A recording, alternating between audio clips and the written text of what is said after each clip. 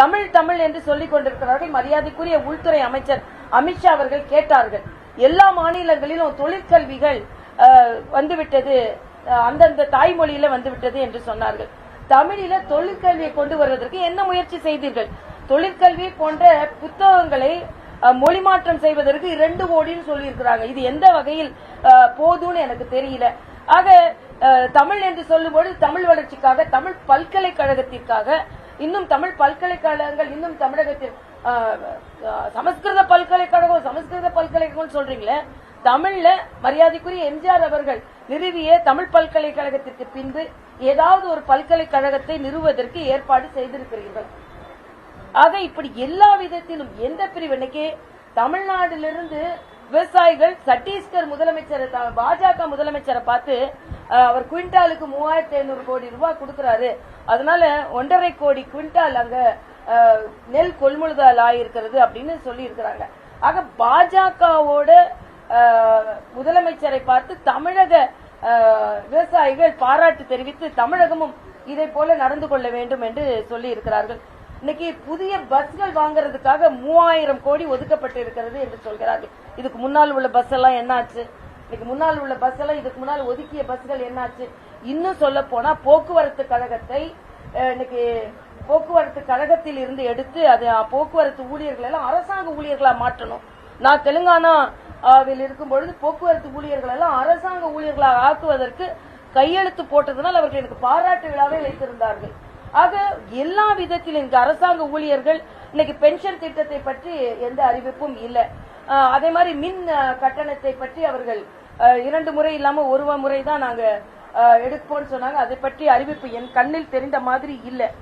ஆக எதுவுமே இல்லாம ஒரு பட்ஜெட்டை கேன்சர் மருத்துவமனைகளை பற்றி சொல்லியிருக்கிறார்கள். இது ஏற்கனவே மரியாதைக்குரிய பாரத பிரதமர் அவர்கள் எல்லா தலைநகரிகளிலும் கேன்சர் மருத்துவமனை நிறுவப்படும் என்று ஏற்கனவே சொல்லி இருக்கிறார்கள்.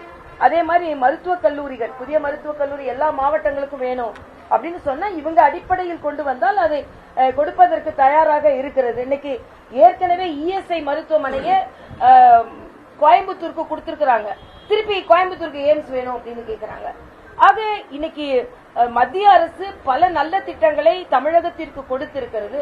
ஆனால் நீங்கள் உங்கள் மாவட்டத்திற்கு கூட பரவலான வளர்ச்சியை கொண்டு வரவில்லை என்று தமிழகத்தின் பொருளாதார ஆய்வறிக்கை சொல்கிறது. தென் மாவட்ட தலைவர்கள் இன்று என்ன சொல்ல போகிறார்கள்? டெல்டா மாவட்ட தலைவர்கள் இன்னைக்கு என்ன சொல்ல போகிறார்கள்? இன்னைக்கு சொல்ல போனா ஹியூமன் இண்டெக்ஸ் திருவாரூர், கலைஞர் பிறந்த திருவாரூர்ல தான் மிக குறைந்த அளவில் இருக்கிறது. ஆக என்ன செய்ய போறீங்க? என்ன ஆட்சி நடக்கிறது? ஆக தமிழக மக்களுக்கு நான் ஒன்றை சொல்லிக் கொள்கிறேன், 1000 கோடி ரூபாய் ஊழல், மதுபான ஊழல். ஆக இன்னைக்கு உங்களோட பிரச்சனையை பார்க்காமல் தமிழக மக்கள் ஒன்றை நன்றாக புரிந்து கொள்ள வேண்டும். உங்கள் பிரச்சனையை பார்க்காமல் நீங்கள் எடுத்த எம்பிக்கள் வேறு மாநிலத்துக்கு போய் இல்லாத ஒரு பிரச்சனைய இன்னைக்கு தொகுதி மறுசீரமைப்பை பற்றி அறிவிப்பு வந்தா திருப்பி பார்லிமெண்ட்ல பேசுவாங்க, திருப்பி சர்வ கட்சி கூட்டம் போட்டு பேச போறாங்க. நீங்க போய் என்ன பண்ண போறீங்க? தமிழக மக்கள் ஒன்றை நன்றாக புரிந்து கொள்ள வேண்டும். உங்கள் நலனை உதாசீனப்படுத்திவிட்டு வேறு மாநிலத்துக்கு போறோம் சொல்லிட்டு நீங்கள் புறக்கணிக்கப்படுகிறீர்கள் என்பதற்கு இந்த நிதிநிலை அறிக்கை ஒரு சான்றாக அமைந்திருக்கிறது. அங்க நான் தெலுங்கானா ஆளுநரா இருக்கும்போது சந்திரசேகராவ் இதே தப்பதான் பண்ணார். நான் மகாராஷ்டிராவுக்கு போறேன், டெல்லியில போய் போட்டி போட போறேன், டெல்லி மக்களை பார்க்க போறேன், மகாராஷ்டிரா பார்டருக்கு போறேன்னு அவர் தெலுங்கானாவை விட்டே வெளியேறும்படி மக்கள் வாக்களித்தார்கள். இன்னைக்கு தமிழக மக்களை புறக்கணித்து விட்டு தெலுங்கானா முதலமைச்சரை போய் பாக்குறேன், கர்நாடகா முதலமைச்சரை பாக்குறேன், 7 மாநிலத்தை பாக்குறேன். தமிழக மக்கள் ஒன்றை நீங்கள் புரிந்து கொள்ள வேண்டும், இவர்கள் குற்றங்களை மறைப்பதற்காக வேறு மாநிலத்துக்கு போற மொழி பிரச்சனையை கையில் எடுக்கிறார்கள். இன்னைக்கு நாம சொல்றோம், இன்னைக்கு தனியார் மயமாக்கப்பட்டிருக்கிறது சொல்றார் ஸ்டாலின் அவர்கள். இன்னைக்கு தனியார் பள்ளிக்கூடங்களில் உள்ள மாணவர்களுக்குள்ள உரிமை ஏன் உங்கள் குழந்தைகளுக்கு மறுக்கப்படுகிறது என்பதை தமிழக மக்கள் கேள்வி எழுப்ப வேண்டும் என்று நான் கேட்டுக்கொள்கிறேன். டாஸ்மாக்ல 1000 கோடி ஊழல். இன்னைக்கு 2026 தேர்தலை எது நிர்ணயிக்க போகிறது என்றால் மது ஊழலும் மணல் கொள்ளையும் தான் நிர்ணயிக்கப்பட போகிறது. வெறும் வெற்று விளம்பரத்திலான அரசு நடந்து கொண்டிருக்கிறது என்பதை இந்த வெற்று நிதிநிலை அறிக்கை பிரதிபலிக்கிறது.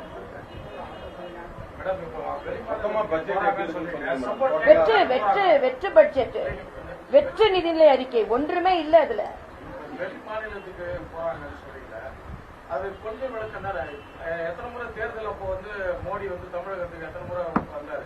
அது மாதிரி ஒரு சர்வதேச மோடி வந்து இந்தியாவே ஆள்றாருங்க. உங்க மாநிலத்தில் உள்ள பிரச்சனை 1000 பிரச்சனை இருக்கு. என் வீட்டுக்குள்ள 1000 சண்டை நடந்துகிட்டு இருக்கு. நான் பக்கத்து வீட்டு சண்டையை தீர்க்க போறேன்னு சொன்னா என்ன அர்த்தம்? நம்ம ஊர்ல எல்லாம் நல்லா நடந்துருச்சா? இன்னைக்கு பென்ஷன் இல்லாம எல்லாரும் நீங்க பென்ஷன் கொடுக்கறேன்னு சொன்னீங்க, அது நீங்க கொடுக்கல. இன்னைக்கு மின் கட்டணத்தை 2 முறைக்கு 1 முறை மாற்றி அமைப்பேன், அது கொடுக்கல. 100 ரூபாங்க கேஸுக்கு 100 ரூபாய் மானியம் கொடுக்கணும்னு சொன்னீங்களே. சாமானிய மக்களின் அன்றாட சமையலுக்கு நீங்கள் கொடுத்த வாக்குறுதி என்ன ஆனது? இன்னைக்கு பாலியல் தொந்தரவுகள், இன்னைக்கு திருமாவளவன் சொல்றாரு, இன்னைக்கு வன்னியரசு சொல்றாரு, ஆட்சி மாற்றம் கூட ஆட்சி கவிழும் கூட யாரு? அவங்க கூட்டணி. நீங்க ஆட்சியை சரியா பார்க்கலனா, ஏன்னா அங்க தலித் மாணவர்கள் பாதிக்கப்பட்டிருக்கிறார்கள், வெட்டப்பட்டிருக்கிறார்கள்.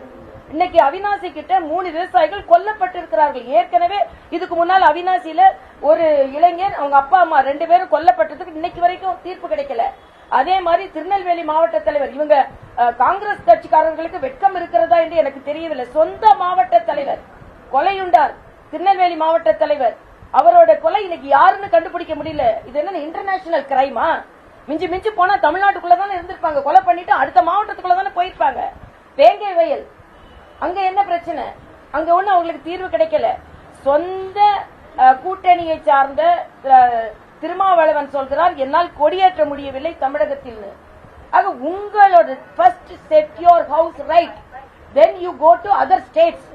மற்ற ஸ்டேட்டுக்கு போறீங்க. இன்னைக்கு இவ்வளவு இன்னைக்கு வேளச்சேரியில 300 கோடி ரூபாய்க்கு பாலம் கட்டுறாங்களாம். ஏன் இன்னும் கொஞ்சம் காரை கொண்டு நிறுத்துறதுக்கா? 4000 கோடி ஒதுக்கி அங்க இன்னும் மழைநீர்ல எதுவுமே செய்யல, இன்னும் வெள்ளத்துல வந்திருக்கு. இன்னொரு பாலத்தை கட்ட போறாங்களாம். பாலம் கட்டினா அங்க கார் நிறுத்துறதுக்கான பார்க்கிங் பாலமா அது ஆக போகுது. ஆக தமிழ்நாட்டில் ஒரு அடிப்படை கட்டமைப்பு இல்ல, மக்களுக்கான புதிய திட்டங்கள் எதுல இல்ல. இதுல வேற 100 இடத்துல போய் ரிலே பண்றாங்களாம். ஆக இது வந்து தமிழக மக்கள், ஆமா அது அவர்கிட்ட கேளுங்க, அவர்கிட்ட கேளுங்க. இல்ல அவரை கேளுங்க, அவர் சொன்னதுதானே நான் சொல்றேன். திருமாவளவன் அண்ணன் ஆமா அதான் நான் கேட்கிறேன். அவர் சொன்னதை நான் சொல்றேன். அது அவர்கிட்ட கேளுங்க. அவர் சொன்னது அவர் சொன்னதுதானே நான் சொன்னேன். அவர் சொல்லலன்னா சொல்லிருக்க மாட்டேன்ல. திருமாவளவன் வன்னியரசு சொன்னது என்ன சொல்றீங்க? சரியாக ஆட்சி நடக்கவில்லை என்றால் இந்த ஆட்சி கவிழும். இன்னொன்று, திராவிட முன்னேற்ற கழக அமைச்சர்களின் வாய் என்ன அழகாக வார்த்தைகளை சொல்கிறது.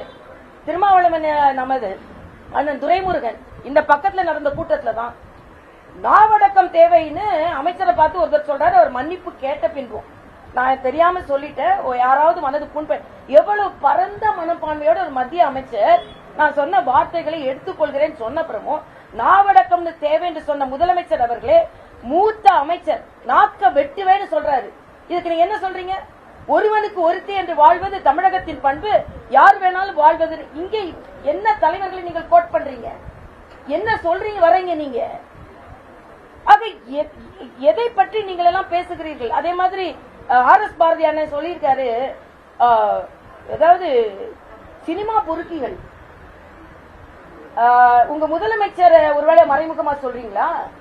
உங்க முதலமைச்சரை சொல்றீங்களா? இல்லனா உங்க தாத்தா எது வசனம் எழுதினாங்களே அந்த சினிமாவை சொல்றீங்களா? ஆக யார வேணுமானால் நீங்க எப்படி வேணாலும் பேசலாம். அப்ப உங்களுக்கு நாவடக்கம் வேணுமா வேண்டாமா? என்ன அமைச்சர்கள் எல்லாம் ஏன் இப்படி பேசுகிறார்கள் என்று எனக்கு தெரியவில்லை. நல்ல தமிழ், நல்ல வார்த்தைகள், நல்ல தமிழில் பேசுங்கள். கலைஞர், நான் இன்னைக்கு சொல்றேன், கலைஞர் இன்னைக்கு இருந்திருந்தா அவர் வேற மாதிரி முடிவெடுத்திருப்பார். தமிழக மக்கள் நலனுக்காக மத்திய அரசு இந்த 2500 கோடியை நாங்க ஒதுக்குறோம்னு சொல்றாங்க இல்லையா? மத்திய அரசு கொடுக்க தயாராக இருக்கும் பொழுது, அதே மாதிரி விஸ்வகர்மா திட்டத்துல 8 லட்சம் பேருக்கு மத்திய அரசு கொடுக்க தயாராக இருக்கும் பொழுது, இன்னைக்கு 8 லட்சம் கோடி கடன் வாங்கியாச்சு. நீங்க உங்க பாக்கெட்ல இருந்தா எடுத்து கொடுக்குறீங்க. கடன் வாங்கி தமிழக மக்கள் மத்தியில தலையில சுமையை ஏத்துறீங்க. ஏற்கனவே 8 லட்சம் கோடிக்கு வட்டி கட்டி கொண்டு இருக்கிறோம். ஆக முற்றிலுமாக தோல்வி அடைந்த நிர்வாகம் என்பதை நான் வெளிப்படையாக குற்றம் சாட்டுகிறேன்.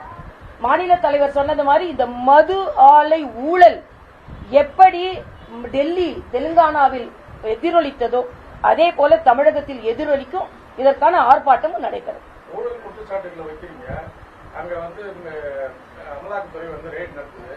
ஒண்ணுக்கு கூட வந்து ஒரு ரிப்போர்ட்டை அங்க சூழ்ந்து நிற்கிற பிரஸ் ரிப்போர்ட்டர்ஸ் கூட சொல்ல மாட்டீங்க. நேத்து அவங்க தானங்க ரிப்போர்ட் ரிலீஸ் பண்ணுங்க, அவங்க தானங்க ரிப்போர்ட் ரிலீஸ் பண்ணிருக்காங்க. அமலாக்கத்துறை தானங்க ரிலீஸ் பண்ணிருக்காங்க. 1000 கோடி ரூபாய் ஊழல்னு அவங்க தானங்க ரிலீஸ் பண்ணிருக்காங்க. அதை எடுத்துக்க வேண்டியதுதானே. ஓகே, 1000 கோடி தகவல் வந்துருச்சு. அந்த 1000 கோடி எப்படி வந்து பார்க்க சொல்லுங்க. அவங்க வந்து சொல்றாங்க இது வந்து பழிவாங்க நடவடிக்கையா தான் நாங்க பாக்குறோம். யார் சொல்றா? துரைமுருகன் சொன்னா அது ஒண்ணு சத்திய வார்த்தையா? சத்திய வார்த்தையான்னு கேக்குறேன். அமலாக்கத்துறை 1000 கோடி ஊழல் நடந்திருக்கிறது என்று சொல்லி இருக்கிறார்கள். அது நடந்திருக்கிறது. ஆக அந்த கட்சிக்காரங்க அப்படிதான் சொல்லுவாங்க. இல்ல ஆமா ஆமா நாங்க பண்ணவங்கன்னா சொல்றோம். மத்திய அரசு அமலாக்கத்துறை 1000 கோடின்னு சொல்லி இருக்குதுங்க. அதுக்கு என்ன பதில் சொல்றீங்க? 1000 கோடி சொல்லிருக்காங்களே, வெளிப்படையாக அறிக்கை கொடுத்திருக்கிறார்களா இல்லையா? இப்பதான் 1000 கோடி, அதுக்கப்புறம் இன்னும் 1 லட்சம் கோடி கிட்ட இது இருக்கும் தெரியுமா? இது முதல் முதல் முதல் கண்டுபிடிப்பு. 1 லட்சம் கோடி கிட்ட இது வரும். 1 லட்சம் கோடி கூட வர முடியல. நீங்க அந்த அளவுக்கு ஊழல் பண்ணிருக்கீங்க. மத்திய அரசால் மாநில அரசு வந்து வெகுவா பாதிக்குது. ஒரு நிதியாண்டுல 14% மாநில அரசோட வரி இருக்கும். ஆனா மத்திய அரசோட போக்குனால அது நம்மள வெகுவா பாதிச்சிருக்கு. இதனால நலத்திட்டங்களை கொண்டு வர முடியலன்னு சொல்லிட்டு நிதியமைச்சர் பேசுறாரு. இல்ல, நிதியமைச்சர் பேசுறது ரொம்ப தப்புங்க. நான் கேட்கிறேன், எல்லா மாநிலங்களும் மத்திய அரசின் திட்டங்களை கொண்டு வந்து அதற்கான நிதியை பெற்றுக் கொள்ளும் பொழுது இப்ப 2500 கோடி நீங்க புதிய கல்விக் கொள்கை என்பது வெறும் மொழி மட்டும் இல்ல, விரிவுபடுத்தப்பட்ட கல்விக் கொள்கை. எல்லா மாநிலங்களும் ஒத்துக்கொள்ளும் போது ஏன் நீங்க அதை ஒத்துக்கொள்ளல? இன்னைக்கு நீங்க டீலிமிட்டேஷனை பத்தி தெலுங்கானால போய் பேசுறீங்க, ஆனா மொழிக் கொள்கையை பேச முடியாதாங்க. எல்லாரும் அங்க ஏற்றுக்கொண்டு இருக்கிறார்கள். அண்ணாவே சொல்லி இருக்கிறாருங்க, எல்லா மாநிலமும் மும்மொழி கொள்கையை ஏற்றுக்கொள்ளும் பொழுது என் மாநிலமும் ஏற்றுக்கொள்ளும். இதுக்கு நீங்க என்ன பதில் சொல்றீங்க? விஸ்வகர்மா திட்டத்துக்கு 8 லட்சம் கைவினை கலைஞர்களுக்கு மத்திய அரசு பணம் கொடுக்க தயாரா இருக்குது. ஆனா அந்த கலைஞர் கைவினை கலைஞராக இருந்தாலும் கலைஞர் என்ற பெயர் இருக்க வேண்டும். இல்லை என்றால் நாங்கள் எதையுமே ஒத்துக்கொள்ள மாட்டோம் என்று சொன்னா நம்ம என்ன சொல்ல முடியும்? ஆக முற்றிலுமாக தோல்வி அடைந்த அரசு 4 ஆண்டு காலமாக தமிழக வளர்ச்சிக்கு எதையுமே செய்யவில்லை. அடுத்த ஓராண்டும் இவர்கள் வளர்ச்சிக்கு எதுவுமே செய்ய மாட்டார்கள் என்பதை பட்டவர்த்தனமாக நிதிநிலை அறிக்கையாக கொடுத்திருக்கிறார்கள் என்று நான் சொல்கிறேன். ஒருவேளை வரும் தேர்தலை எதிர்கொண்டு கூட இந்த பட்ஜெட் அமையல மேடம். ஒருவேளை சாட்டிஸ்பேக்ஷன் மற்ற கட்சிகளை சாட்டிஸ்பேக்ஷன் முடியாது கூட மக்களுக்கான சாட்டிஸ்பேக்ஷன் அவங்க மக்களை பற்றி சிந்திக்கலைங்க. அவங்க தெலுங்கானா முதலமைச்சரை எப்படி பாக்குறது, அவங்க வந்து சித்தராமையா எப்படி பாக்குறது, பினராயி விஜயனை எப்படி பாக்குறது, மக்களை எப்படி பாக்குறது சிந்திக்கவே இல்லையே. அதைத்தான் நாங்க சொல்கிறோம்.